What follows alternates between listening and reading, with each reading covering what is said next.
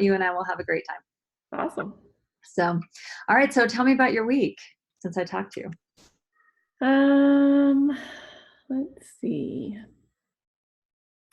It was pretty good. I've just tried to work on um, being more kind to myself and more forgiving. And like you said, don't beat yourself up, and I'm making progress. And um, I don't know. How did you do that? Because it's one thing to just say, okay, I won't beat myself up. It's another thing to actually pull it off. Yeah. Well, in my prayers, every time I asked to love myself and trust Heavenly Father and trust my body and love my body. And then sometimes when I would catch myself, looking at my stomach or whatever that I don't like, I would start talking to myself. Oh, I had 4 babies with this stomach, and uh-huh. what you said, and I love my body, and I can do so many things, and I'm healthy, and all that kind of stuff. So I just talk to myself. Good. Did it help at the moment? Yeah. I think it does help me too. It just kind of reminds you that, okay, maybe this is not, you know, exactly the way you want it right now, but it also reminds you that it's also not awful. Yeah. It's not all bad. Helps you Yeah. look positive. I am having a hard time. Um, I I don't know. I don't know if it's the weight. I have gone on the scale a couple of times, and I just keep telling myself, it's just a number, and I know that I'm going to gain weight. I'm just having a hard time with the um, feeling gross, and I can feel that I'm getting heavier and bigger, and my pants are getting tighter, and that bothers me. I don't like that. It's uncomfortable. So Yes. I've been thinking, like you said, well, is it worth it? When I eat this, is it worth it? So I've been trying to do that, and that's what I'm going to work on this week. Am I hungry? Yes or no? If no, is it worth it to eat that right now? Or can I wait until I'm hungry? Because I'm not, I'm getting uncomfortable and I don't like it. That's good. I mean, that's really a good thing to pay attention to because I think of how many years I ignored how uncomfortable I was, right? You don't Yeah. want to think about it, don't want to see it. Or when you did think about it, or when I did think about it, it was with a, self-loathing attitude. Yeah.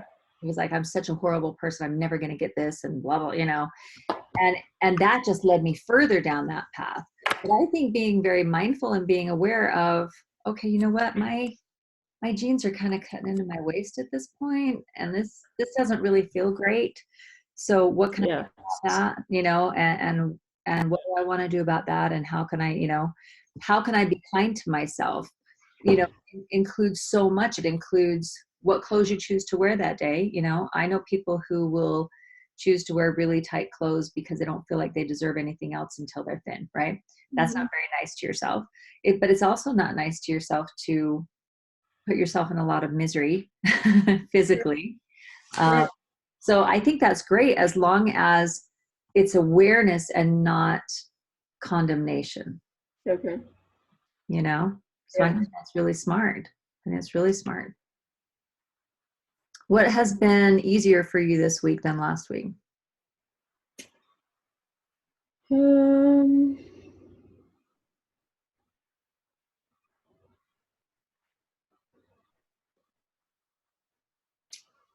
I don't know. Probably just that, just the different attitude and the way I'm thinking. That's good. I'm wondering if there's a way that you can approach it that instead of saying, I want to get away from this negative thing. I want to get away from being uncomfortable. I want to get away from how I feel, which is not bad, but switching it to how can I feel good? How can I take care of myself? How can I make this feel better? Can I go for a walk? Can I don't know, just the little thing of waiting till you're hungry the next time, right? Yeah. That's a step in the right direction. Or just things that make it more of a positive, kind of like playing the game, right? What Yeah. can you do to make it a positive thing right now in the right direction instead I of always have, moving away from negative? so just this morning, so I haven't been pooping very well either because I've been eating different things. Mm-hmm. So I've been thinking about that too. Like, I don't like that either. So this morning I chose to have my smoothie, which I had for a long, long, long time, but I haven't been because I've been choosing to eat cookies and Mm-hmm. other things. But I was like, I want to feel better and I want to poop better. So I'm going to have a smoothie today. And did you enjoy that? Yeah, it was good. It's funny. It's like, once in a while choosing a cookie for breakfast might actually be enjoyable, but it's amazing. Our bodies will tell us after a while of just like, I'm not really enjoying this as much as I thought I would, or there's a limit at which it passes enjoyment and goes to, all right, this isn't really working for me anymore. Right. It's getting a little bit ridiculous. Yeah. But, it's so interesting how just giving yourself permission to do that, though, then gives you permission to stop doing it. Yeah. Puts you in the driver's seat. Yeah. Always. And that's another thing. I've just been talking to myself, like, I can have whatever I want. I can eat, cookies for every meal if I want. Mm-hmm. So, I mean, I did struggle with, I think, we talked about this. I ate more times when I wasn't hungry than I wanted to. Mm-hmm. But that's just a work in progress. Yeah, definitely work in progress. Yeah. It's not. So did you have a chance to listen to last week's video at all? I did. Uh-huh. Okay. How did you feel about that whole chapter? Any thoughts on that you want to talk about this week, since we didn't really talk about it together last week? Or do you want to move on to chapter 4? I feel like we can move on and just start working the principles. Okay. All right. Good. Just wanted to make sure that you felt comfortable with all that. And I actually just walked back to get my journal and I forgot to get the book. So I'm going to go back and get that. We'll go for another walk. Okay. Well, while you're doing that, can I share with you some important things I learned for myself this week that I thought might be helpful for you? Yeah. And it's helpful for me to share. So I really struggled the last maybe 7 days of being at my daughter's house. Really struggled. And I couldn't, how like when you're in it, sometimes it's really hard to think straight and figure out like what's going on. That's kind of how I felt at her house. And she's got a teeny tiny apartment. There's like no privacy whatsoever, and I'm sleeping out in the middle of the living room, and anything you say in any room can be heard everywhere. And then also because it was my whole point of being there was to watch the baby so that she would have, time to sleep and not have to pick her up and everything. So I was literally kind of, what's the word I'm trying to say? I was responsible for other people 24/7. The only time I had to myself was after Tim and Corinne went to bed, and then the baby was getting up, 7 hours later. And so it was like this hurry to get to bed. And so I felt like I never had this time to really think or unwind or figure stuff out. And I found myself the first few days, I felt like it wasn't that hard to eat intuitively. And then all of a sudden I started realizing that I was feeling like my old self. Like I was starting to like think about food more. And I thought, okay, part of it's boredom. Like we couldn't even leave the house because my daughter had to be like down, and I'm taking care of an 8-month-old, and I've got all these, So at first I was like, okay, it's just that. And then it got a little worse and a little worse. And what's interesting about it is I was feeling very much like I wasn't in control of my own food, right? This is somebody else's house. They've bought all the groceries. And thinking, okay, well, that's probably part of it, is feeling like I don't get to control eating what I want. I don't choose the meal times. I don't choose, any of that. I found myself wanting to eat past full because I felt like I wasn't sure what the next thing was going to be or when it was going to come. And anyway, I felt like I was turning back into my old self. Kind of freaked me out a little bit. And I was like, okay, I don't like this. And, but it was interesting. I got home and it's like, okay, I got to think through this and figure out what exactly happened. So part of it was really interesting because I think it was a total head game. And I realized that I was really nervous about being in the way, right? So I'm there to help, but I was also really worried. This particular daughter really values privacy massively. Like, she is a very, very private person. When we come and stay there, normally we don't stay at their house. We stay in like a Airbnb or something. Oh. And so this time I was in their house 24/7, kind of had to be there. And I think I was very worried about them being irritated I was there, you know? And it, I worry because my mom lives with us, and it's a challenge, right? And it can be kind of invasive. And I think I was very afraid of my kids feeling that way about me. Mhm. And then I realized, as I got home and I started journaling about it, I realized that I got back into a mindset of me not having much worth, like feeling like, of course people are going to be sick of me. They don't want, they don't want me around. Or and then I started really thinking through my food choices and realizing, why was I feeling like I didn't have any control over any food? Because they were constantly like, even before I came, they were like, well, what kind of things do you want to have around? We want you to feel comfortable and have foods that you enjoy and blah, blah, blah.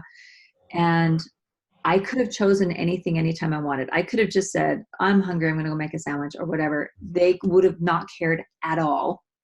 But I felt like it's almost like I put myself in the back seat on this trip. Like, I was like, I'm not very important. I'm just going to put myself back here, and anything everybody else wants or needs or whatever, that's what I'm here for, which is great to take care of them. But I also put myself like at the bottom. Yeah. And so I think what really happened is, it wasn't them feeling anything weird about me. It was me feeling weird about me. Mm-hmm. It was like me totally feeling like it's somehow I put myself at the bottom of the ladder. And then, so when I got home and I journaled about it, I was like, what was that head game I just played? It's like, I totally put myself back in this place of not being as worth as everybody else. And of course, people are going to be irritated with me if I'm around too much. And it was really, really interesting. So I feel way better now that I've gotten home and I've journaled through it and everything. But I was like, that was like a total head trip I did not see coming. So it's just interesting how you can feel like, oh, I don't ever worry about feeling like I don't have worth anymore. Like, no, unless you get stuck in this situation, and then you're right back there again. So and then the second thing that came out of that for me was, so I really ate like garbage the last few days. Totally ate like garbage. And was not eating intuitively, none of that stuff. And I was really freaking out about it. When I got home, there was this whole thing in my head about, should I weigh myself? Right. Mm-hmm. And I struggle with the whole stop weighing yourself thing, especially because I feel like, well, if I'm going to start this program, I should be able to tell people it's working for me, blah, blah, blah, But it was interesting, when I got home, I made a conscious decision not to weigh myself. And I thought, I'm just going to really pay attention to how I feel emotionally and physically, and do what I'm preaching, practice what I'm preaching. And it was interesting because after journaling through that and realizing, oh, here's what was going on, there's been zero desire to overeat, right? And I feel like I'm back to myself again. I went to work out this morning, felt good, and I'm back in the game. But it was interesting. I thought to myself, what if I had weighed myself? Like, could I have looked at it at that moment and been perfectly like, oh, it's just a number? Or would I have been really upset if the number's really high, right? Or if it wasn't as high as I was afraid it was, would I be, because in the old days I would have been focused on that and been like, oh, phew, I didn't gain as much as I thought, I'm fine. And then I just justify doing it again later because it was all about the weight, right?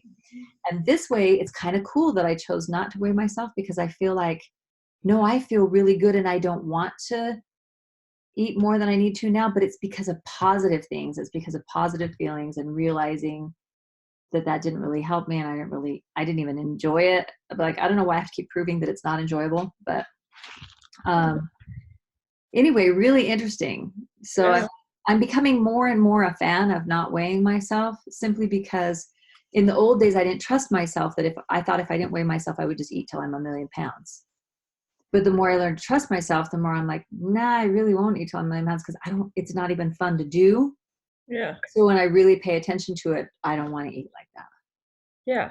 But, And like the same on the same lines, I know if I'm gaining or losing. I can feel it in my body, in my clothes, in the way I feel, and if I can bend over and tie my shoes or not. I mean, I know a scale doesn't have to tell me if I feel good or not. yeah. And physically it may take a little longer, right? For it to make where I can tell with my genes or whatever. It doesn't take that long, right? For you to tell a difference. But Yeah. it's just interesting how the scale somehow makes us stop paying attention to the rest of the symptoms, right? Like how your head feels, how tired you are, or how you really didn't even enjoy that, or how it was miserable for me, how miserable it was to feel miserable, like Yeah. putting myself down, to be feeling like somehow I'm less than everybody else and they don't want me around and blah, blah, blah, this self-pity thing. It's like, so by not paying attention to the actual number on a scale, I was able to pay attention to all the other stuff that really makes a difference, Yeah. that was more helpful feedback, I think. Yeah. Anyway, so just, I'm still human, still working on it. Okay, so I like this chapter because it talks about the intuitive eater stages. Have you read it? Yes. Okay, so you're pretty familiar with it. I like, that introduction that compares it to like a hiking trip where, people want to know how long it's going to take. And they say it's totally dependent on what your experience is. Like, how long have you been hiking? How long, what's your fitness level? And I think that's true. I feel like it's taken me a ridiculous amount of time. I'm like, I really don't think it should take anybody this much time. But I think of how really messed up my eating was and my mindset and all that. And I think, well, it took me the time it's taken me. And like I said, it's still taking me. I'm still working on it. So I don't know how to ever answer how long it's going to take. But I think it's interesting because it keeps saying that how willing you are to put your weight loss on the back burner also depends how long it's going to take you. Yeah. And I think that's a huge factor in why it took me so long, because I was not willing to do that. And because that was terrifying to me. Yeah. I know you relate to that. Yeah. I've been thinking about, we're going to Australia over Christmas break, and I'm thinking about, I don't want to feel horrible physically, but I know this is going to take time, and I know that I'm not going to be fixed by then. It's only a month away. So I'm trying to work through that. Like, it is what it is. It's just Right. So what can you do to not feel physically miserable?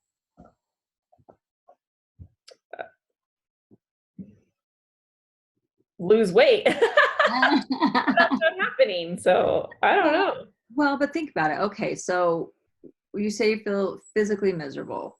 Tell me what feels miserable exactly. Um, I feel, I don't know how to explain it. Like, I'm full. Like, my stomach is just getting so big. It's like, I don't know. So is Full. it the physical feeling of it pressing against your pants? No, because I feel like when I'm getting in the shower and stuff too, I just feel, like when you're pregnant and your skin only stretches so far. Like, I don't know, maybe that kind of feeling. Just, Okay. Okay. I don't know. Okay. So first of all, you can dress as comfortably as you can, right? Mhm. Take care of your body that way.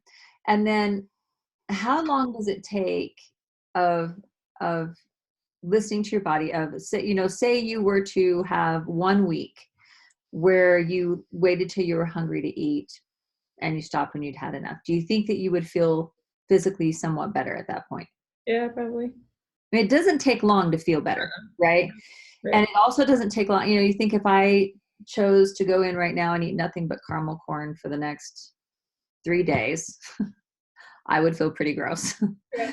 After 3 days. But if I chose to go in and say, okay, I'm going to have a big variety of food and I'm going to really listen to my body, and if I never overate a bite in 3 days, and I listened to my body and I took care of it for 3 days and I went walking and all that stuff, probably 3 days from now, I'd be feeling pretty good. Like I'd get up in the morning and be like, okay, I feel pretty good. Even if the scale didn't really change or if the scale went down a few ounces, right? Yeah. But mentally, physically, I'd be like, okay, I'm feeling a lot better.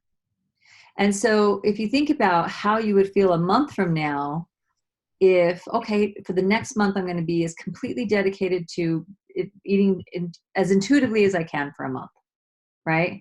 Mm-hmm. And just see how I feel. Do you think you would feel better by the time you went on your trip? Absolutely. Yeah, absolutely. And we don't know how much the scale would change, but we know you would feel better. Yeah. And we know that if you did that long term, the scale would eventually change. Right. Yeah.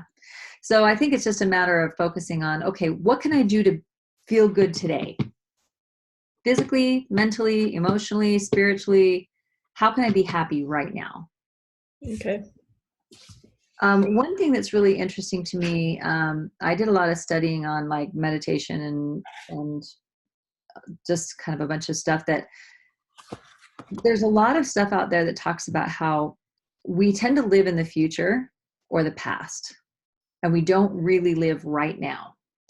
And so, when you think about your trip a month from now and you have all these feelings of, oh, I'm going to feel like this. If I don't do this today, I'm going to feel like this then. And I'm going to be miserable and I'm going to blah, blah, blah. And we start a story in our head. Mm-hmm. But in reality, a month from now doesn't exist. Yesterday doesn't exist. In fact, 2 seconds ago doesn't exist anymore. It just right now is all that exists. And if you stop and think about, okay, but how am I right now? Am I okay right now? And then you could really say, okay, how do I feel? Well, my stomach doesn't feel very good. All right, well, what can I do right now that would help my stomach feel better? Right? And you don't play the game of where I'll be in a month from now, but you actually say, what do I need to do to feel good right now? Okay. And let a month from now take care of itself. Because when you get there, it'll just be another now moment. Right. Right? But you can always choose what to do right now. Yep. For me, when I get into the future, it's usually based on fear because I'm afraid I won't do what I know I need to do. Right? Here's what I need to do. Here's what I want to do. I want to eat intuitively for the next month so I feel good in a month from now. But there's a part of my brain that's afraid I won't do it and that I can't do it. And then I start telling myself this story about like, oh, I'm still going to be miserable in a month, blah, blah, blah, blah, blah, blah, which is just a story. But the truth is you have your agency every moment of every day. So you can choose right now to go eat ice cream. You can choose to eat vegetables. You can choose to have a sandwich. You can, you can choose to wait to eat. You can choose to eat. But try to live more in right now and figure out how you can actually be happy moment to moment to moment to moment instead of worrying about how will I feel a month from now. Okay. Which, by the way, that's going to be a cool trip. Mm-hmm. That's going to be a really cool trip. When are you leaving? The day after Christmas. Oh, so fun. And you're coming back when? January 11th. Oh my gosh, that's way cool. All right, we'll have to look at our schedule when we get closer to that so we can catch up. I actually have looked, and I think I'm only going to miss one Monday because the other ones we're taking off for holidays. So Yeah. And if it's just you and I still, we'll just move it to a different day. Okay. So way cool. That's exciting. Okay, so I like the quiz on page 33. That is kind of like the whether you can expect weight loss. Did you like that part? Because everybody wants to know, am I going to lose weight? Where is this? Page 33. So they say, okay, second paragraph, the very first that has a start of a paragraph. Mm-hmm. And it says, at this point, we feel it's important to clarify the issue of the pursuit of weight loss. For some, your body will return to its natural weight level, which may be lower than your current weight and remain there. And then, so they're saying, in other words, you might lose weight, right?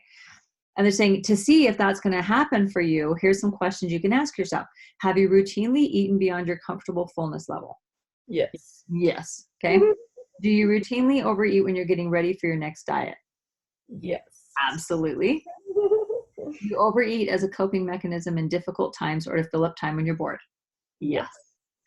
Have you also been resistant to exercise? Sometimes. No, I've been pretty good at that. I Like, like it. I go through spurts sometimes. yeah, me too. Do you only exercise when you're dieting? No. Yeah. Do you skip meals or wait to eat until you're ravenously hungry, only to find out that you overeat when you finally do eat? I did that a lot when I was dieting. Not me. I never skip a meal. Yeah, that's true. That's true. But I think of it more of as like I was really rigid with my diet, and then I'd give in and be like, just gonna eat whatever I want. Do you feel guilty either when you overeat or when you eat what you call a bad food, which results in more overeating? Yep. Yeah. So, and then it says if you answered yes to some or all of these questions, then it's likely that your present weight may be higher than your body weight was meant to be. In other words, they're trying to very tactfully say, we don't want to guarantee people are going to lose weight because we don't want you suing us if you don't lose weight, right? Because there's a million people out there that need to learn to eat intuitively, and they're all different body sizes and shapes. And so some of them may be they're at a good weight for them, but they're not eating healthfully. They don't have a good relationship with food. And even when they get to where they have a healthy relationship with food, their weight will be about the same because the weight itself didn't need to change, right? So let's say I was a Weight Watchers leader, right? Back in 1991, and I was at a good weight, but I was still very much binging and dieting to stay there. That's how I was staying there, right? Mhm. So I would be on Weight Watchers, one day and binge the next, and then Weight Watchers. But I was staying, right? They couldn't fire me. I was right at my where I was supposed to be. And so I imagine that if I had really mastered intuitive eating at that point, my weight really wouldn't have changed that much. Mhm. It would have been about that same weight. But however, I ate my way back up 127 pounds. So you can't tell me that when you're binging all the time, you're overeating all the time, you're turning to food all the time, that when you stop doing that, you're going to lose weight if you're if you're that heavy, right? And then you have the other end of the scale where people have horrible relationships with food, but they're really, really skinny, and they're keeping that weight by binging and purging and binging and purging. Some of those people will actually gain weight to reach a natural weight. Right. And so I think it's really important that they clarify this in this book, because they're saying, look, we're not promising you weight loss because we don't know where you are. But obviously, if you've been overeating routinely, chances are your body's not where it was meant to be, and it will go down to where it's meant to be. So I kind of feel like I know where that place is, where, that's great. like you said, where I would be. It's not where I want to be, but I'm comfortable there, and it would be okay if I had peace with food and my body. And Oh, that's great. yeah, That's really great that you know what that place is. I think. And in the back of my mind, I'm hoping it's a different place. I know what you mean. It's like, I hope it's 10 pounds lower than that. Yeah, exactly. Yeah. But it is true, though, that it's like, you know what? You do get to the point where you're like, I just want to be comfortable Yeah. at this point. And, you don't want to always be on the crazy search for the perfect body Right. at some point, I always joke about that. You've heard me say, when I was young, I wish I looked good naked. Then I got to the point where I wish I looked good in a swimsuit. And now I just wish I looked good in a parka, Yes. You do kind of get to that point where you're like, okay, life is not all about this exact weight, but being at peace with food and being comfortable in a healthy size, that's a good goal, I think. Okay, so then they go through the stages. First of all, hitting diet bottom. We've pretty much hit that place, you and I. And, not everybody's there. Right. And it can take a long time to get there, I think. Yeah. And then it also takes a lot of faith that there's something better. Mm-hmm. I think that's really hard because the world is so obnoxious about, that you should be on the next greatest diet. Yeah. In fact, I really All our friends and everyone we're around, everyone's always doing something. And yeah, it's really, really hard. And it makes you feel like, they must think I'm not trying hard enough. They must think, because it's so popular to be on the next diet. I'm thinking that right now with my husband. I'm thinking because I haven't really talked to him about this because he's probably just sick of it. I know what you mean. I know what you mean. I'm selective about what I say as well. Yeah. So I kind of think, I'm putting thoughts into his head of, what is she doing? But I'm sure he doesn't even notice. Yeah, it's interesting. I have found a couple of things.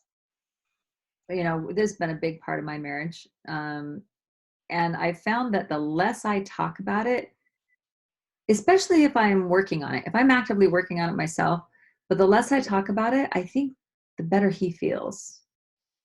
Like, I think I stress him out when I'm constantly like, Yeah. oh, I'm not doing good. And, Yeah. no, I'm doing great. And I'm not doing great. So I Yeah. think as long as I'm not just like hiding it from him, like there were times when I used to like hide how horrible I was doing. That's different. But I think I'm just working on it and I'm kind of developing my own confidence. I think he feels more at peace. Yeah. It's kind of interesting. But sometimes I wish I could talk to him about it. But in all honesty, there's very little he's going to understand about this. Right. He tries, but Yeah. that's And tough. I don't know about your husband, but Derek likes it when I'm confident in myself. He doesn't like I'm fat and I'm horrible. And, he wants me to be confident and comfortable with my body. And Mhm. Yeah, I think so. I think that they get stressed out when they feel like we're not happy and like somehow yeah. they're supposed to fix it. Yeah. Yeah. So interesting. I love the line in this first stage where it says, you're there when you lose and gain 5 pounds as often as you do the laundry. I love that because it's so true. Yeah. I can totally put on 5 pounds in a week and I can take off 5 pounds in a week. Right. Now you can't do that week after week, but we all know you can do it the first week. Yeah. Yeah, interesting. Also, let's see, I'm just looking at this list they give of knowing when you've hit diet bottom. I guess it's pretty self-explanatory there. But this is the part that says your day is based on the scale. That's hard to give up. Mm-hmm. That's hard to give up. And that's what I'm learning is to trust, oh, there is actually better feedback than that. Yeah. I'm learning. That's a hard one for me. Okay, and then stage 2 on page 35 is exploration. It says it's a stage of hyper consciousness. I think this is the part where they compare it to like learning to back up a car for the first time, and you Yeah. constantly have to think about like, okay, how hungry am I? Okay, I'm not quite there. All right, now how hungry am I? Okay, oh, I think I'm hungry enough. Okay, now what should I eat? Well, this, and I like that comparison because that's kind of how I felt at first. And the more comfortable I got with it, the less I had to really think about it. It was like, when you're hungry, what sounds good to you, when to stop. But I feel like I'm kind of there right now because I actually do think about it now, whereas before I would just eat. So Mhm. now that I can eat anything I want, I really do think about it. And it's interesting. Like, do I really want that? No, I don't think I do. And sometimes I'll even walk out of the kitchen because I just don't know what to eat. Nothing sounds good, which is way different for me too. That's so cool. That's Yeah. so cool. And Yeah. isn't it funny how things that you thought were really good, after a while, you're like, maybe this isn't as great as I thought it was. Yeah. I find myself being a lot pickier, Yeah. especially if you think my stomach can only hold X amount, Yeah. and I know I'm going to get full. So Yeah. before it was like, well, I'm going to eat this and all that too. And now I'm like, ooh, wait, I have like specific real estate that is valuable. Yes. What Now do I I don't want to put take it in up with anything that's crap. Yeah. Yeah, yeah. You become a lot more kind to yourself and pick better things, I think. Well, I haven't gotten there yet. Right now, it's what do I want to put in that space just because I know that it's not very much. I haven't gotten to the. But I think that is kinder to yourself, though. Like, how many times have you eaten something that tasted like garbage just Oh, because it was there or yeah. because whatever, But I think it is kinder to say, no, I have to really like it. Like, I value that I need to enjoy it. And if I don't enjoy it, I'm not touching it. I think that is kinder. Even if whatever that is ice cream or, something like that. Just valuing the fact that, hey, no, if I'm going to eat it, it needs to be good. Okay.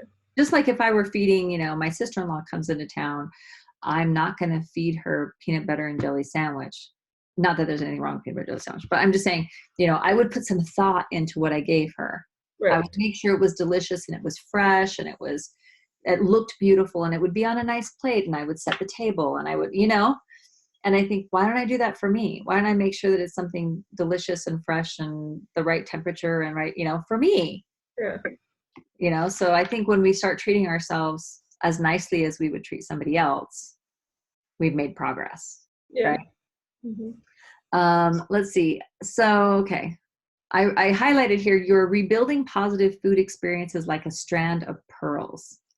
Each Yeah. food experience, like a pearl, may seem insignificant, but collectively they make a difference. Hmm. I highlighted that because I really have experienced that for myself.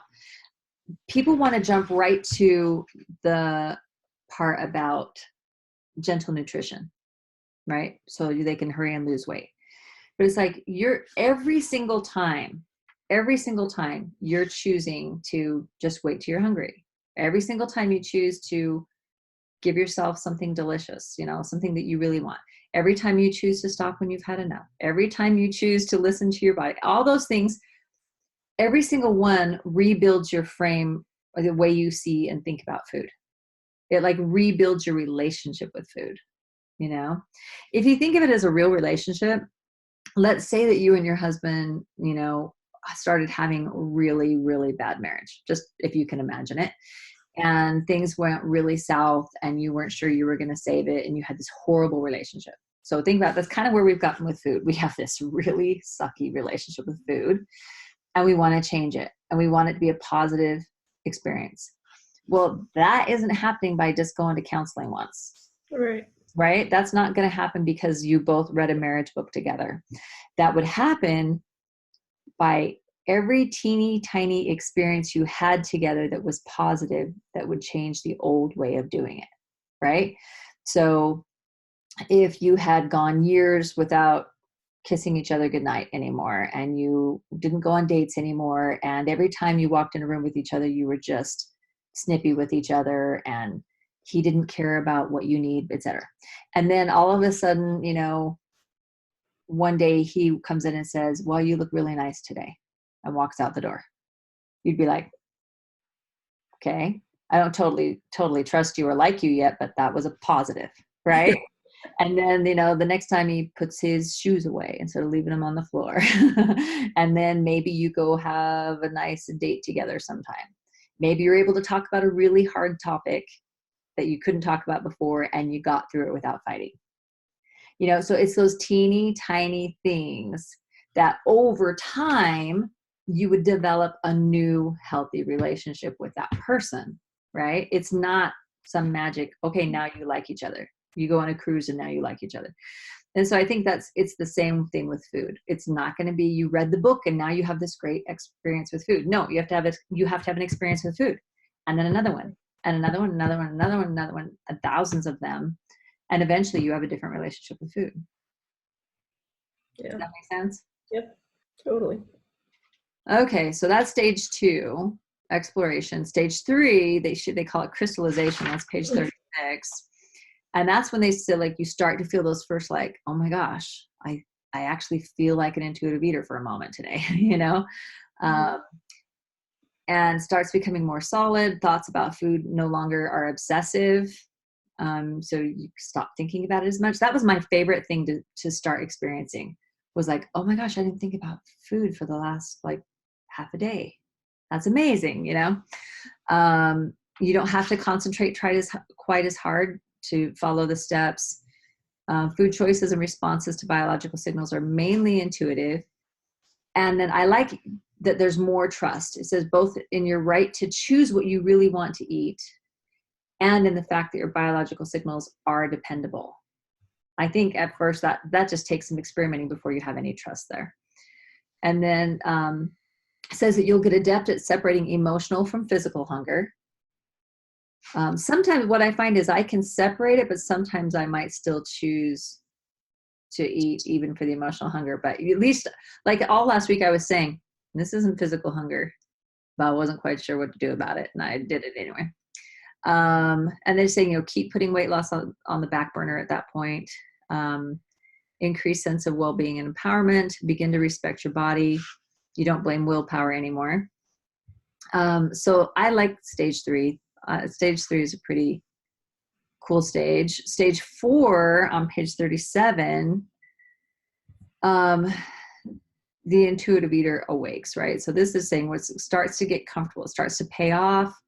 It starts to be just really comfortable is a good word for that. You consistently choose what you want to eat when you're hungry, because you know that you can have more food whenever you're not hungry. It's easy to stop when when you've had enough. And you may choose healthier foods more often, not because you should, but because you feel better physically when you eat that way. Mm-hmm. It says, and trust that all foods are there anytime you want them. They lose their allure. Chocolate has the same allure as a peach. And I think I told you about when we had those boxes of peaches. And every time I read that line, that's what I think of, is like, oh man, I could eat those peaches till I die. And I was choosing them over ice cream and chocolate, and that would never have happened in the past, ever. But there is something about this process of allowing yourself to have whatever you want and learning to trust yourself. It really does get to the point where there is no hierarchy of food. It's just like whatever feels good, Less afraid to experience painful emotions. Find healthier ways to comfort and distract yourself. Food talk, self-talk will be more positive and non-critical. And you stop putting down your body. You respect it and accept that there's all different shapes and sizes in the world. And then I highlighted this last part. It says, at this point, if it's meant to be, your body will be on its way to approaching its natural weight. And I have found that to be true. And for me, it's about consistency. So I do pretty well. I would say I'm in 4 most of the time, but unfortunately I revert to 3 sometimes, and I still struggle with a few things. And so that consistency is where I haven't quite seen the weight continue to move down there. And so I'm hoping as I keep staying in 4, that it gets more and more. And then of course, the last stage is stage 5 on page 38. I like that they call it treasure the pleasure, because you trust your body, no guilt about your food choices or your quantities. I like that it says you discard unsatisfying eating situations and unappealing foods. And I can't really say I'm just in 3 and 4, because sometimes I feel like I have these experiences of 5 where, you taste something like, don't want that, and throw it away. Yeah, I kind of feel like I'm in stages 2, 3, and 4 sometimes. Yeah. And I think that's pretty normal. I think it's just a matter of becoming more and more consistent, and nobody's in 5 permanently 24/7. Nobody, right? Everybody has little things that pop up, or little struggles, or that's just kind of how it is. Yeah. But I like this description of, the ideal, right? You want to experience eating in the most optimal of conditions and not taint it with emotional distress, right? There's nothing worse than eating when you're having a fight or any of these. You feel inner conviction to give up using food to deal with emotional situations, if that was a habit. Very true. You'd rather distract yourself with anything but food. I've experienced that. You will experience nutrition and movement in a different way. One thing that has become something I love is that I've stopped caring at all about how many calories I burn when I exercise. I don't even look at that part on the treadmill anymore. I used to be obsessed with that. And it'd be like, okay, if I burn this many calories, then I get to eat this many more points, and blah, blah. And now I'm like, whatever. I'm exercising because it feels good, and I've got to build up some muscle and some stamina, and so it's kind of nice to just enjoy movement and not care about how many calories you're burning. Exercise begins to look enticing to you. It's not about the calories, but about feeling better physically and mentally. Nutrition becomes a path to feeling as physically good and healthy as you can. I like that. It's not about, looking sexy or eating what everybody else thinks you should eat, but it's actually a path to just taking care of yourself and being happy. And then that's where your weight will settle into a place that's natural for you. It's effortless to maintain it. I believe that part, even though I'm not at my ideal place, I believe that because it's not been hard to maintain where I am. It used to be constant effort to not keep getting higher. And I haven't had to worry about that for a very long time. And it's just kind of, if I intuitively, it's pretty easy to stay where I am, or when I'm consistent, I'll see it going down. Right. And you feel empowered and protected from outside forces telling you what and how much to eat and how your body should look. So I think at that point, you've just gained enough confidence that you don't really worry about what other people say. So I don't know. What are your thoughts on all of those? You said, you told me a little bit.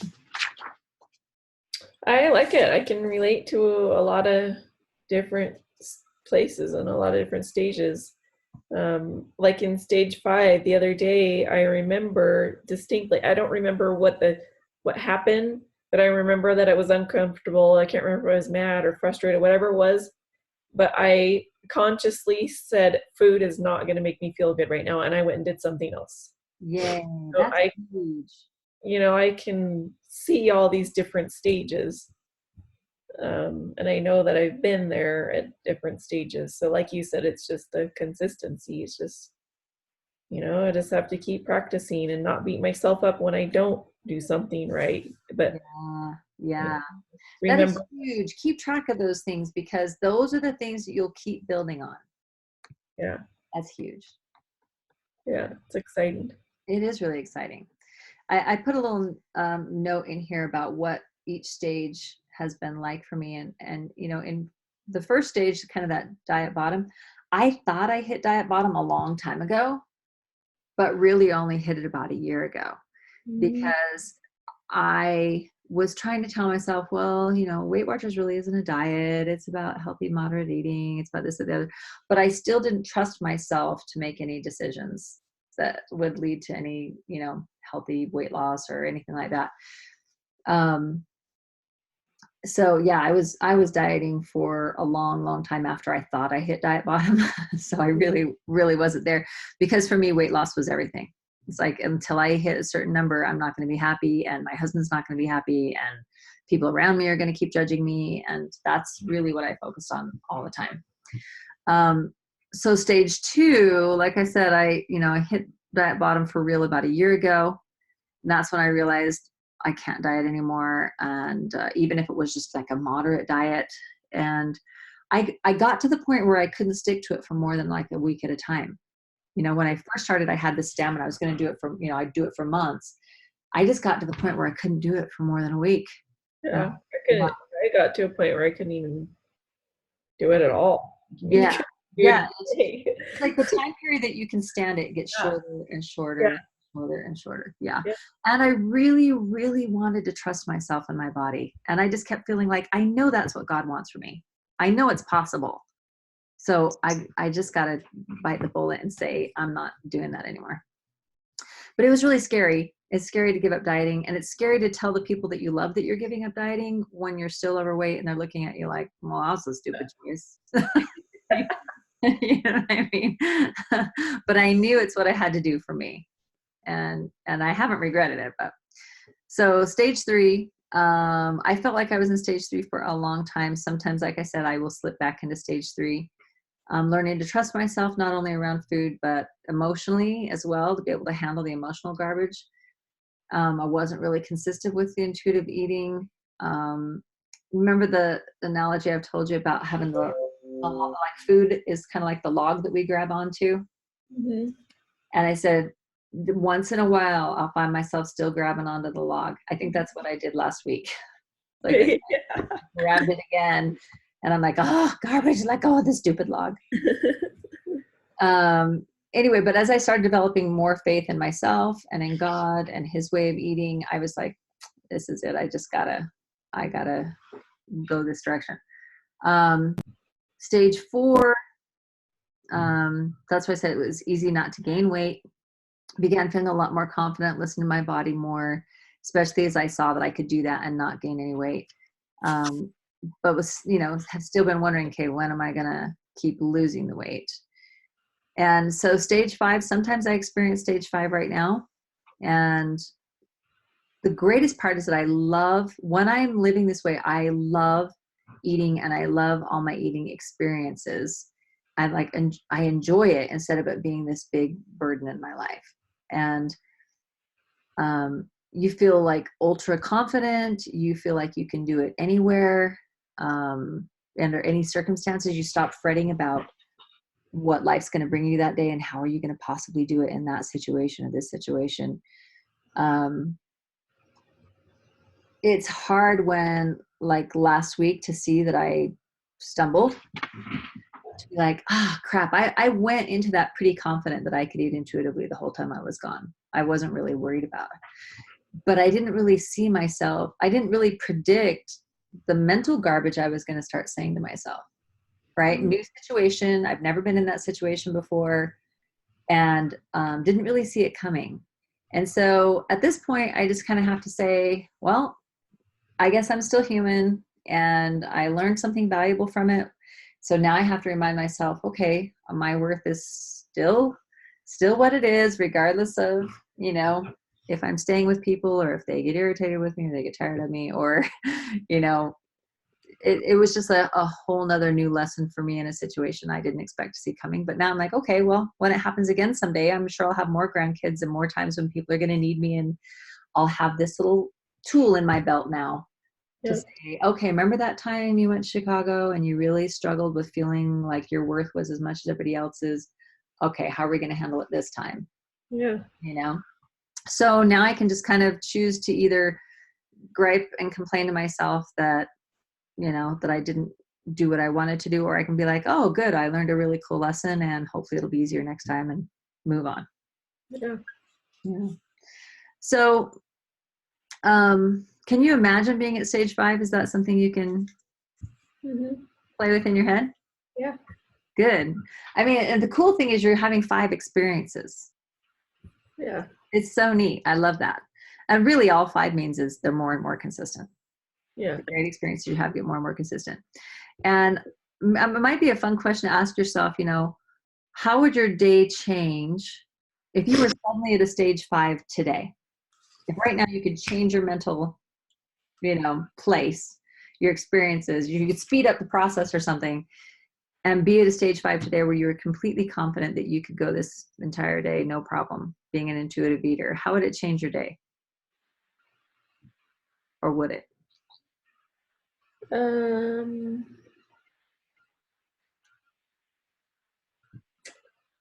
don't know. I guess I would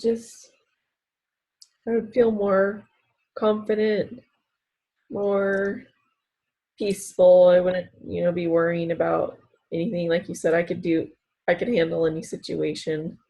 Like right now, eating out is still really hard for me. So I could go out and eat every meal forever, all day long, and I wouldn't have to worry about it.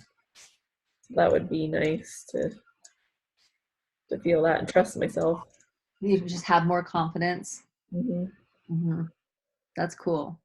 What would how would the way you feel about yourself change if you were at a 5?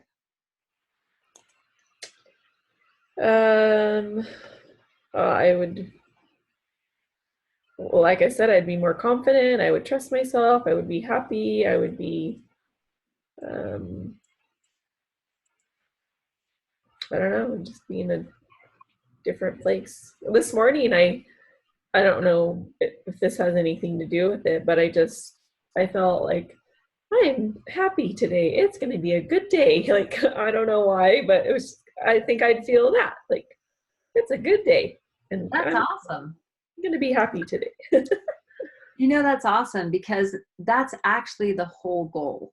Yeah. Right? That's the whole goal, is to get rid of this one piece that's been in our way of happiness. And that's why I feel confident that God's on the side of this whole program. It's like, no, I want you to get rid of this little piece that's in their way. Yeah. Right? I want you to be happy. Over here, I'll share this. Let me share my desktop. Okay, can you see this food for thought? Yep. Okay, so on here, I just threw some of these questions for you to think about. Some of these I've already asked, like, where do you see yourself in these steps? How can you imagine being at a stage 5? I think it's okay to kind of almost pretend in your mind, like, you know what? I'm totally confident I can do this. Yeah. imagine being there, because the truth is you literally have complete agency every moment of every day. Yeah. Right. And so our fears are get in our way more than anything, I think. And how would the way would you feel about yourself change at a stage 5? What would happen with your time at a stage 5? Would you do anything differently with your time? What's one thing that you can do this week that would help you move a step closer to stage 5? So that's like the ultimate question. What is something you think that you could do this week that would help you move closer to being that confident, that peaceful, that consistent? I don't know. It could be the attitude that I choose to have, or it could be more of the logistical, like, being more aware and asking myself questions. Am I hungry or am I not? Yeah. Yeah. Just that awareness level is amazingly different, isn't it? Yeah. It's funny how awareness seems to be like everything. Aware of our emotions, aware of our physicality, aware of everything. I think that's why it takes practice, because you can't be aware of everything all at once, and you can't go from being not aware all the time to suddenly aware all the time. I think that's really what takes the practice. Yeah. Getting quick at recognizing and being aware of stuff. Yeah. So what's the one thing, if I were to ask you next week, what's the one thing you want to commit to this week that would help you become more aware this week? I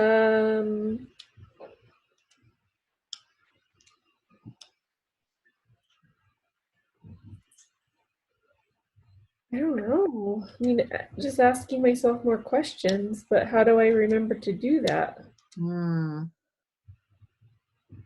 That's a good question. Are there things you already do that are kind of ritualistic that could help you remember? Like, I'm not very good at praying over all my food. If I did, and that was a habit, that'd be something I could be like, oh, every time I'm about to eat, I could ask myself that. But I don't do that very much. I do like dinner time. That's it. What's a way?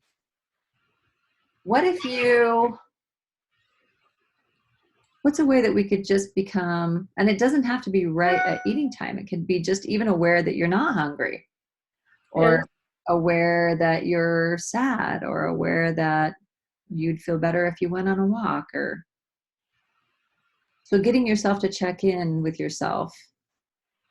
I could put the ring back on because it's super uncomfortable.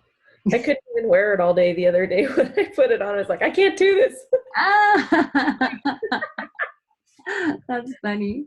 Yeah, you could do that. You could set a timer on your phone that goes off a couple times a day that just says, I don't know, check in with yourself. Or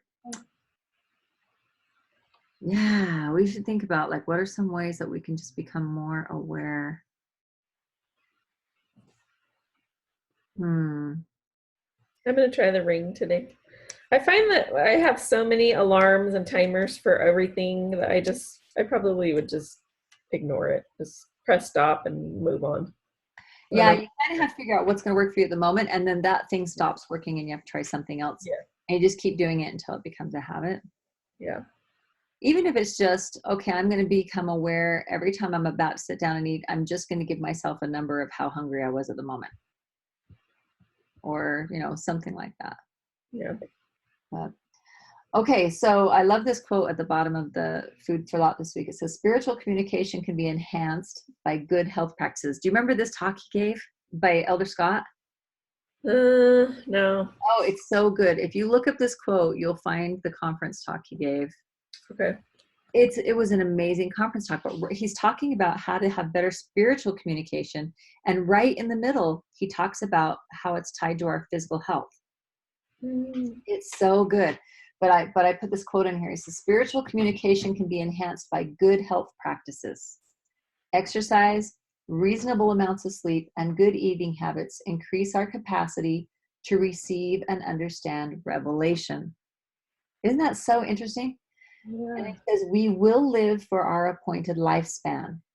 However, we can improve both the quality of our service and our well-being by making careful, appropriate choices. I love that, because it's so interesting to me, because, you know, you think, well, you could shorten your life if you do this. And he's saying you're going to live as long as you're supposed to live, but you get to kind of choose the quality of that life. Yeah, that's interesting. I thought that was really interesting. And not just the physical quality of your life, but your spiritual quality, your emotional quality. And that's part of what motivates me so much, is I don't want to live the last 50 years of my life as miserable about food and my body as I spent the first half. You know, Mhm. I'll end with a quick story. There was a woman in our ward that just died last week, and she was the same age as my mom. So she was 80, and most amazing lady you've ever seen as far as her health and her attitude. So I met her. We had a Relief Society overnight retreat a couple years ago. I was still close to my heaviest weight, and this woman came, and so she was the only elderly woman that came. The rest of them were all like in their 30s, 40s, right? That kind of age group. And here's this one senior lady that shows up, and I'm thinking that's kind of funny that she wanted to come. And it was a camp, so it wasn't not like a cushy place to stay. And there was this big obstacle course. And on the obstacle course, you had to climb a telephone pole, and there was just those like metal prongs sticking out. And you had to climb this whole telephone pole with a harness around your butt, right? Because they make sure you don't kill yourself. You get to the top, and then you have to walk across another telephone pole. Like, not easy and scary as crap. And then when you got to the end of that telephone pole, you zip lined down into the forest off of there. Well, I was so heavy, I did not do it. Honestly, I couldn't bear the thought of everybody staring at my butt on that harness, right, going up. And I wasn't sure I could climb that pole. I was in such bad shape. Well, this lady at the time was like 77, something like that. She buzzed up that pole, walked across the other pole, and did the zip line thing, had a blast. I was like, who is this lady? Like, she's amazing. And the more I've gotten to know her, she's just had this incredibly positive, optimistic outlook on life. She did not have an easy life in any way, shape, or form. Her only happy marriage, he died after 5 years. Then she got married and was divorced, and she's been single almost her entire life. But always positive, always shows up at all the activities, always just this really happy, bubbly person. And she ended up dying very quickly, and it's like the perfect way to go. But I've thought about her all week, and, you know, we talk about what would Jesus do? And I would think, like, what would Janet do? So I thought about her, like, okay, if you want to end up old, but still able to move, still able to do things, still be happy and have a good attitude, what would Janet do? And so this week, as I've thought about her after she died, like when I was in Chicago, I was doing the laundry for my daughter, and you have to go down 3 flights of stairs, and get the laundry, then go back. And I kept thinking she would take the stairs. All right, I'll take the stairs, you know? And what kind of a mental attitude would she have when things happen? Well, she would go with the flow, and she would smile, and she would be involved. And, you know, and I just thought about that. And when I look at this quote, I'm like, we get to choose the quality of our life, right? Physically, emotionally, spiritually. And so I think that's ultimately what we're doing by choosing to change this part of our life, is we're saying, you know what, I'm choosing to be happy. Yep. Yeah, I'm choosing to put aside this part of my life that is not so happy. So, well, I'm proud of you. I'm proud of you for being willing to do the hard work. Thanks. And the fun work. Yeah. It actually is fun once you get it, right? Mm-hmm. Cool. All right. Well, anytime you need me this week, just holler. Okay. All right. I will talk to you soon. Okay. Bye.